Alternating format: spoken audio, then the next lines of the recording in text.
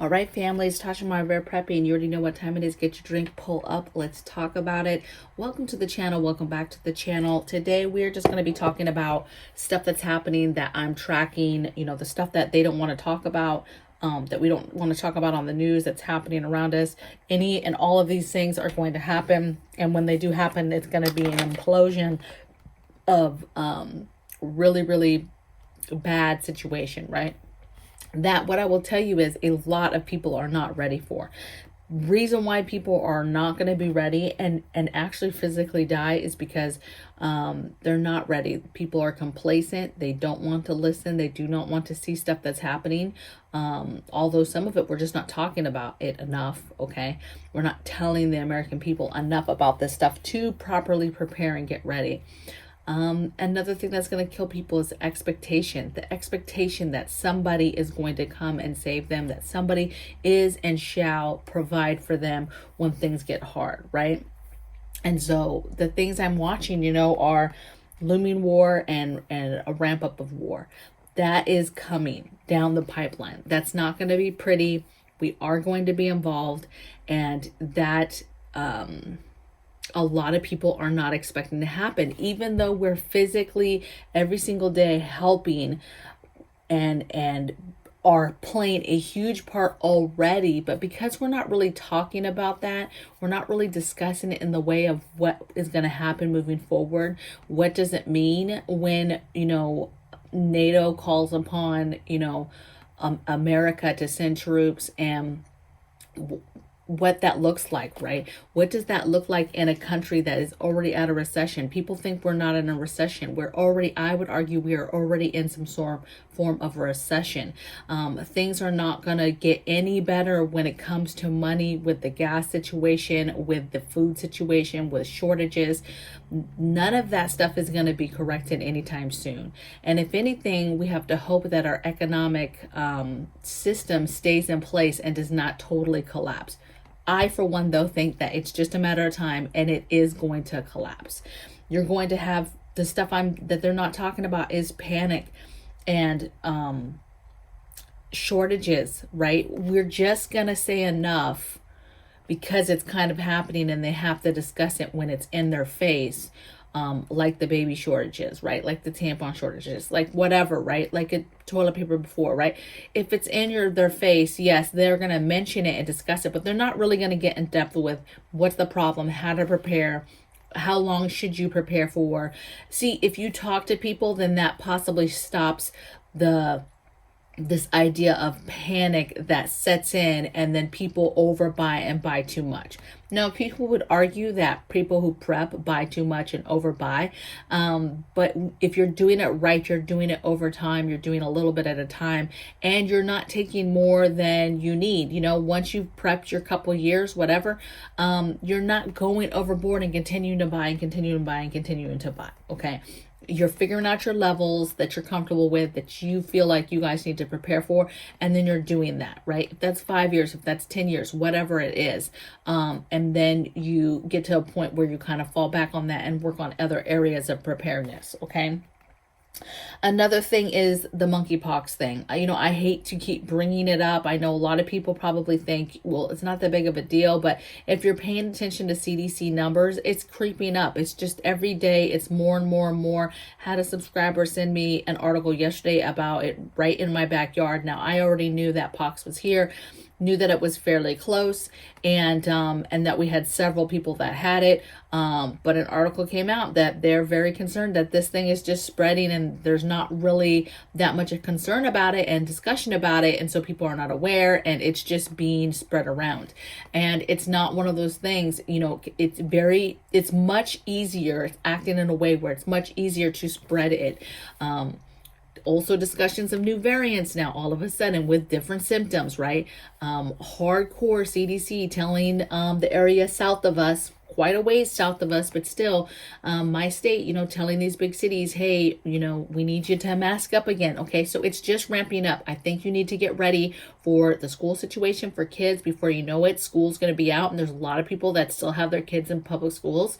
And it's going to be a problem. This is going to rear its ugly head around again in regards to mandates and them trying to tell you what to do with your children. Okay. So the times now before it's harder to find these online course classes, these private institutions, these nice hybrid programs that you can pay for or sometimes not pay for.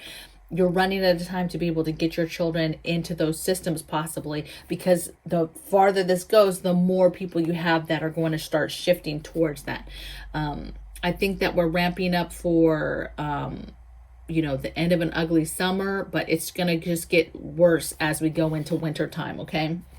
And these things, war, disease, famine, recession, those things that they're not really talking about in depth. And yeah, certain channels do talk about this stuff, like Fox News does talk about some of this stuff, right? If any channel is going to talk a little bit about it, that's mainstream. They're the only ones that maybe kind of touch on some stuff. But even them, you guys are not going in, okay? They're part of the system. It's gonna get nasty. And I hate the fact that we're just kind of like this, right? Slow brew. And so nobody's really paying attention, right? Even preppers are falling back like, okay, things are hanging in there. It's not time to panic. But the panic is coming, baby. The panic is right around the corner. And these things we're not talking about. How do you prepare? Food, water, meds. Food, water, meds. Water. Get your catchment systems together. Figure that stuff out now as far as how you're going to procure water, how you're going to make water safe to drink. Food, water, meds. Meds are not coming. Figuring out your holistic options, your backups for your prescriptions, your backups for your basic ailments that you know you and your family have concerns for this whole time, okay? You've got to get this stuff on lock. You've got to prepare for war. Well, how do you prepare for war? Okay, you prepare your home for fallout. I know a lot of people want to argue, what is the point? We're dead in the water. We're gonna die. There's no point in that. I'm going to go and try to survive for as long as possible, okay? So finding the safest place in your house for fallout. Preparing to be inside for a while, preparing for Faraday cages, preparing to have a radio set up, preparing for grid down and not having power. And how do you do basic things? How do you go to the bathroom possibly? How do you cook food? Okay. How do you get clean? How do you take showers? How do you do laundry? How do you do all these things during grid down?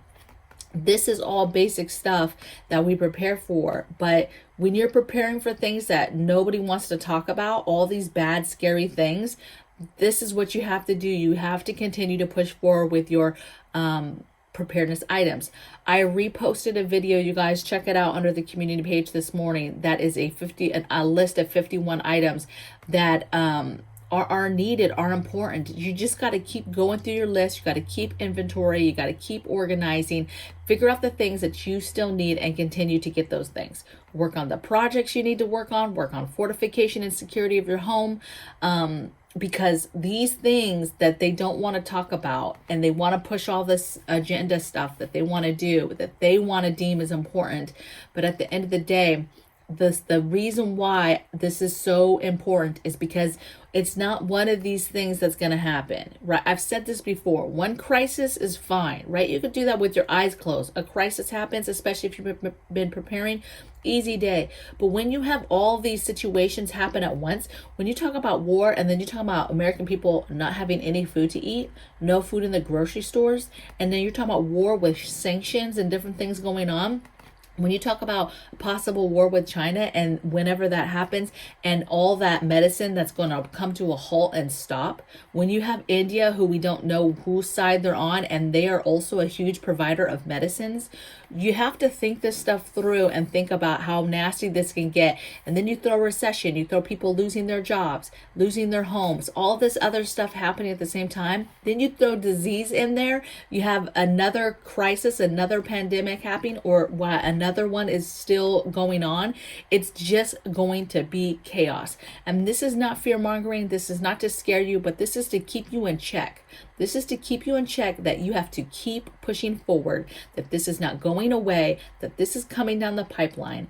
Panic is coming. You still have time to get things, buy the things on the internet, get your orders of food, buy food, Get your water. You have time to research, get literature, and get different things printed off the internet. You have time to get all the things that make your quality of life, when all these situations are happening at the same time, better and okay, and not as scary as it can be, or going through such a harsh time before you learn the lesson, right?